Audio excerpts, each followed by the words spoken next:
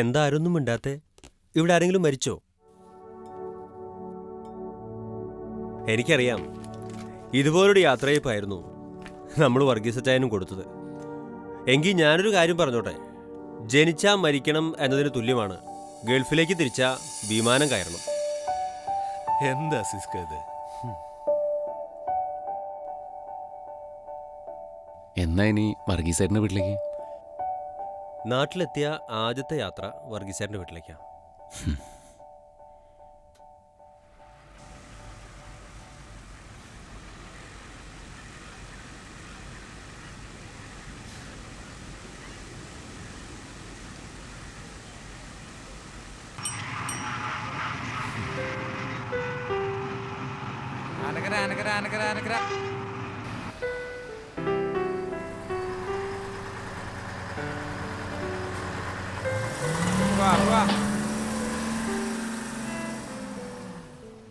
ഈ വർഗീസേട്ടന്റെ വീട് ഏത് വർഗീസേട്ടൻ? ഫ്ലൈറ്റ് അപകടത്തിൽ മരിച്ചില്ലേ? ഓ, നമ്മുടെ വർഗീസച്ചായൻ. അവര് വീടെല്ലാം വിറ്റ് ഇവിടുന്ന് പോയല്ലോ. സഞ്ജേട്ടാ അവിടെ ഉണ്ട്. രാമേട്ടന്റെ വീട് മണിന്റെ അവിടെ ഉണ്ടാവാറുണ്ട്. എങ്കിൽ ബാബുട്ടാ, നീ ആ വഴി ഒന്ന് കാണിച്ചു കൊടുത്തടാ. ഇദ്ദേഹം ഗൾഫിൽ നിന്ന് വന്നതാ. എന്നിട്ട് ഗൾഫുകാരന്റെ ലുക്ക് ഒന്നുമില്ലല്ലോ. നീ എത്രയല്ല പഠിക്കണേ? ഞാൻ 5ാം ക്ലാസ്സിലാ. അപ്പൊ എന്താ ഇന്ന് ക്ലാസ്സില്ലേ?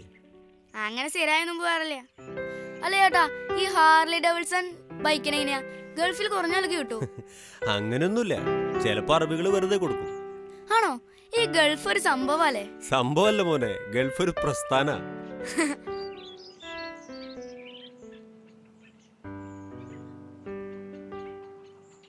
ഈ ക്ഷീണൊന്നും വൈകുന്നേരം കൂലി ആകുമ്പോ കാണാറില്ലല്ലോ. ഒന്ന് പെട്ടെന്നായിക്കോട്ടെ, ഈ മാസം 25-ന് ചാവി കൊടുക്കാനുള്ളതാ. ഹലോ, ഇത് ഞാൻ ഇറങ്ങി. ആ,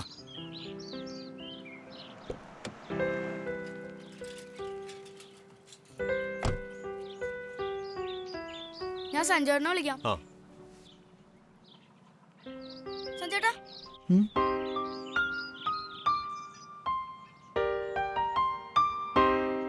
സഞ്ജയ്, ആസിസ്ക എന്നാ നാട്ടിലെത്തിയത്? ഞാൻ ഇന്നലെയാ. എടാ നീ എന്താടാ ഇവിടെ? അപ്പച്ചൻ്റെ മരണശേഷം എല്ലാം തകിടം മറന്നു.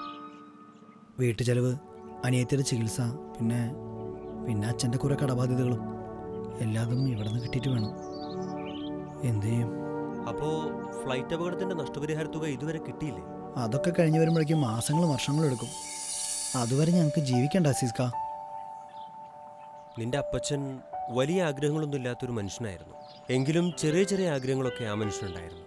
ഭാര്യയോടും മക്കളോടും ഒപ്പമുള്ള സ്വസ്ഥമായ ജീവിതം, പിന്നെ നിന്റെ പഠിത്തവും ജോലിയും, മകനൊരു ഗൾഫുകാരനായി തീരരുതെന്ന പ്രാർത്ഥന ആ മനുഷ്യന് എന്നും ഉണ്ടായിരുന്നു.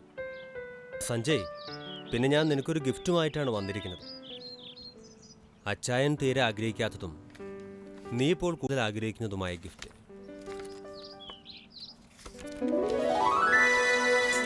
ആസിസ്ക, എന്റെ വിസ റെഡിയായോ? ആസിസ്ക, ഉണ്ണിയേട്ടാ, എടാ സന്തോഷേ, എന്റെ വിസ റെഡിയായി.